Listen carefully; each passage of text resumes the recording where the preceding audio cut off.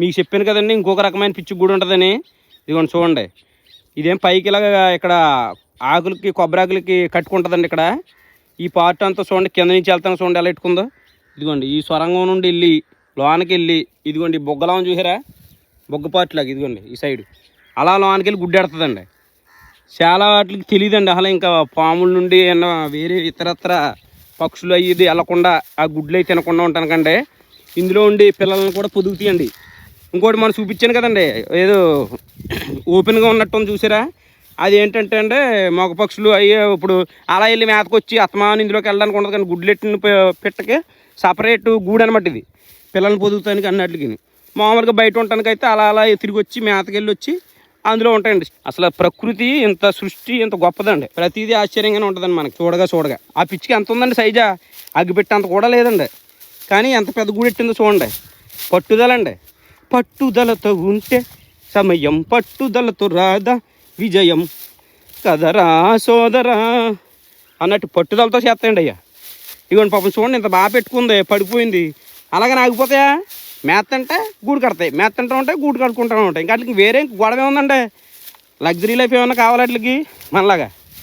మనకు తినడానికి ఉండటానికి ఉన్నా కూడా ఇంకా ఆశ అండి, తరతరాలకు ఆస్తులకి పోగేసి ఇవ్వాలనుకుంటాం మనం. అవి అలా ఉండవండి, శుభ్రంగా హ్యాపీగా ఉంటాయండి. అంతే కదా, ఇప్పుడు మనం గూడు పడిపోయింది అనుకోండి కట్టుకుంటే సరిపోద్ది. మనం ఇంకా పిల్లలకి గూడు కట్టాలి, ఆ పిల్లలు పెరిగాక కట్టుకోవండి పిట్టలో. అలాగే మన పిల్లలు కూడా కట్టుకుంటారని అని అనుకోరండి. పోగేసి ఇల్లులు కట్టివ్వాలి, జాబులు వాళ్ళకి జాబులు ఇచ్చే వరకు చదివించాలి, పెళ్ళిళ్ళు చేయాలి, ఇంకా అన్ని బాధ్యతలు మనయే. అలా ఇచ్చిందంటే సృష్టి మానవ మనుగడ, అందుకే కష్టమైపోతుందని బతకడం.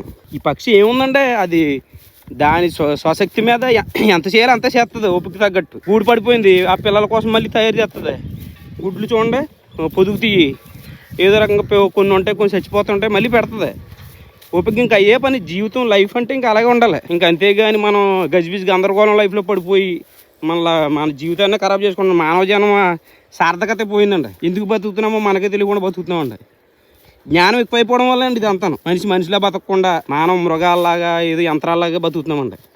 అందులో నేను కూడా ఉన్నానండి. మరి ఎన్ని అనుకున్నా, మీరు నన్ను చెడ్డగా అనుకున్నా ఏదనుకున్నా నా మనసులో అనిపించింది చెప్పానండి, అందులో భాగం నేను కూడా. చిన్నగా తీసావు కదా, ఇప్పుడు దాకా చెత్తనగా చేసిందండి, ఏకంగా మొత్తం ఒకసారిగా మారిపోయింది, చీకటి కింద మొబ్బేసిందండి. నేను బట్టలు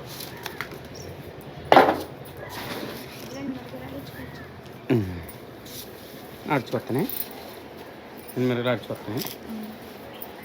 ఇదిగో మా పెద్దోడు చూసారండి, ఈ గొచ్చి కడిగేటప్పుడు మా ఊడే హెల్ప్ చేస్తాడండి. అదిగోండి ఆ వైబ్రతోటి శుభ్రంగా లాగేస్తాడండి, నీరేస్తాం లాగేస్తాం అంతే అండి. కోతి చేష్టలు వచ్చేస్తాయి ఎందుకమ్మా బాబాయ్, ఆనందం తట్టుకోలేడండి మా ఊడు అలాగుంటాయండి చేష్టలు. భలే హెల్ప్ చేస్తున్నారు, నువ్వు గుడ్ బాయ్ నువ్వు అభి. బండా అవునండి, బండి కడిగినప్పుడు కూడా సాయం చేస్తాడండి పాపం, మంచోడండి మా ఊడు, కడిగేస్తాడండి. ఇదిగోండి ఇప్పుడు మా బుడ్డోళ్ళు ఇద్దరికి ఫస్ట్ టర్మ్ ఫీజు కడతానికి వెళ్తున్నామండి. మెసేజ్ల మీద మెసేజ్లు వచ్చేస్తున్నాయన్నమాట మాకు. మా చిన్నోడికేమో 19,600 అండి, పెద్దోడికేమో 23,000, దగ్గర 23,000 అండి ఫస్ట్ టర్మ్ ఫీజు అండి. ఏంటిది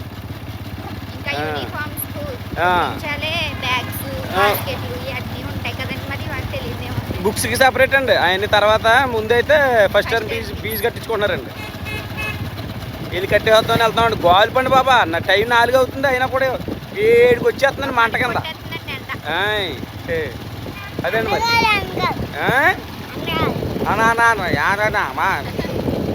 మా మా ఊరి పోయి డబ్బులు పోసి చదువుతున్నామండి, పాస్ అవుతున్నారులేండి, డబ్బులు తగ్గట్టుగా చదువుతారు.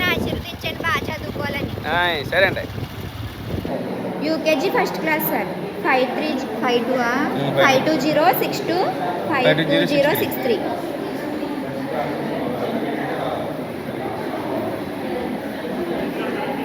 కడతాం సార్.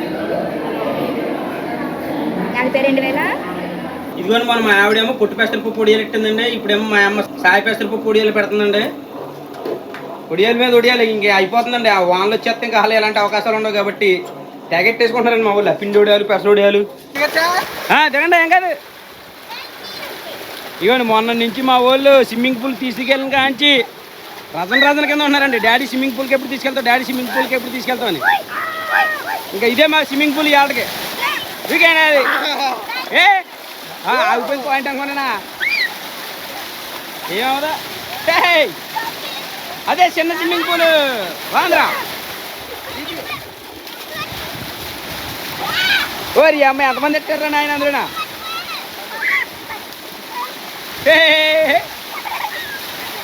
బానే బానే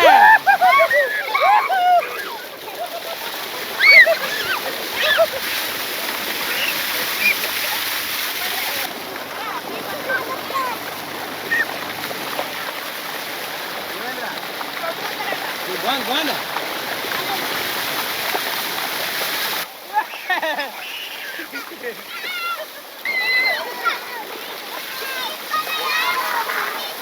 బాగా చల్లగా ఉందా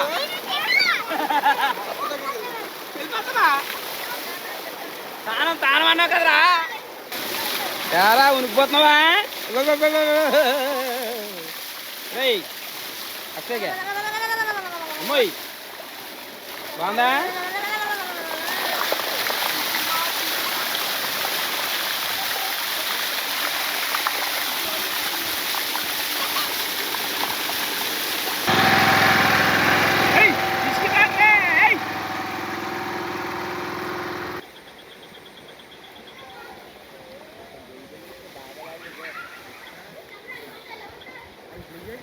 అదిగోండి ఆకుమూడి దమ్మ అయిపోయింది ఆకుమూడి అలుగుతున్నారన్నమాట అక్కడ కుండీలోనేమో ఒడ్డు నానబెట్టారండి ఆకుమూడి ఇస్తున్నారు వేస్తారు గురు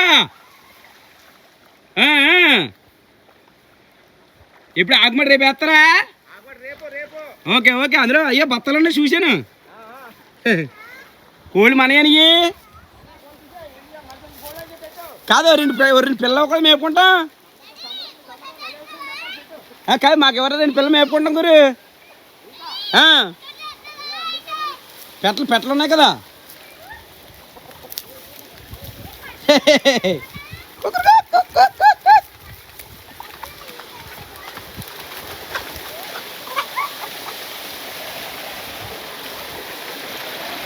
ఏ కాదు ఇదిగో చూసారండి మా ఫ్రెండ్ వాళ్ళ ఇంటి దగ్గర అసలు బొబ్బాసికాయలు ఈ దాచిపొలు గుర్తులా కాజేయింది అంటాడు మా మీద లైన్ కింద నుంచి పైదాకా కాజేయింది పెద్దకాయలు అవుతాయి అమ్మో గ్రేటే తీగ ఉంటాయి గురు రాజు